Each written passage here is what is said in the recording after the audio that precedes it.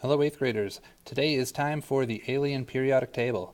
Today your mission is to get started on the project where you are going to take alien clues for an alien table and match it up to the elements on our periodic table.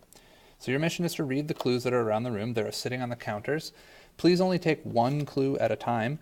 There are plenty for you, so you'll be able to make trips and go back if you need to. And you're going to take notes on the clues in order to make predictions about which elements match.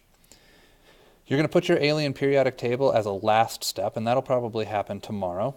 And then it says for your step 4 mission is to check your work. You're actually going to check work with me. I will have all the answers when I see you again next week. They are not in the room, so don't bother asking. Today is the start of this, so you're going to have the remainder of today to work on this project and most of Friday.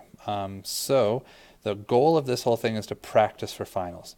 If you're giving away answers to a classmate in this class or another, you're not doing anyone any favors. Please make them work for it. So we're going to do station 5 together, but before we do that, I want to show you what your papers look like. So would you please find this sheet? This is the Alien Periodic Table fact sheet. On this piece of paper, it's got all of the different patterns that we've looked at in this class so far. So like how the rows have meaning, that's like how many rings a Bohr diagram have, what families have in common, how ions get formed.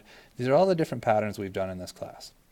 So here's how we're going to use this sheet. The table, first off, is a summary of a clue. I do not mean to record the entire clue. Just put a summary. So like just bullet points would be just fine. The next boxed over is where you're going to list which trends from this list up here, which trends apply to the clue.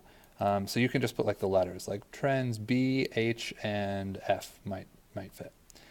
And then the next box is which elements do you suspect, and finally a reasoning for why you suspect. So this is the most important box. I need to see why you're thinking about whichever elements you have written down. So now let's do one together.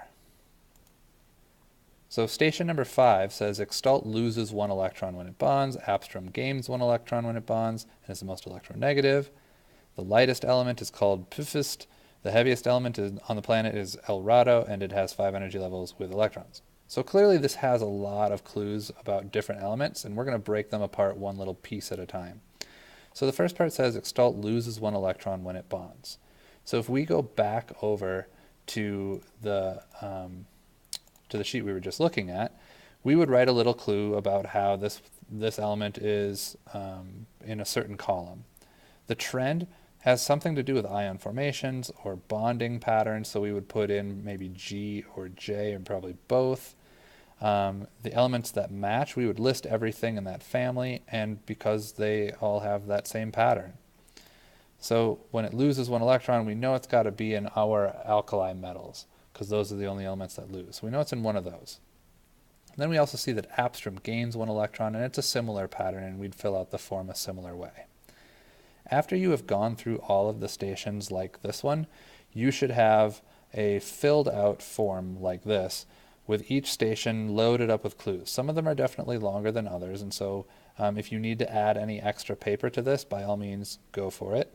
But your last step is to work on the actual periodic table. So let me pull that back up. The actual periodic table, which looks like this. And so this is your final exam review. It doesn't help you to give away any answers. This is the final thing that I'm going to be checking with you when I come back and I see you next week. Please use all of the clues. There's a deck of clues for each of these stations at the front. You're welcome to look at that. And good luck.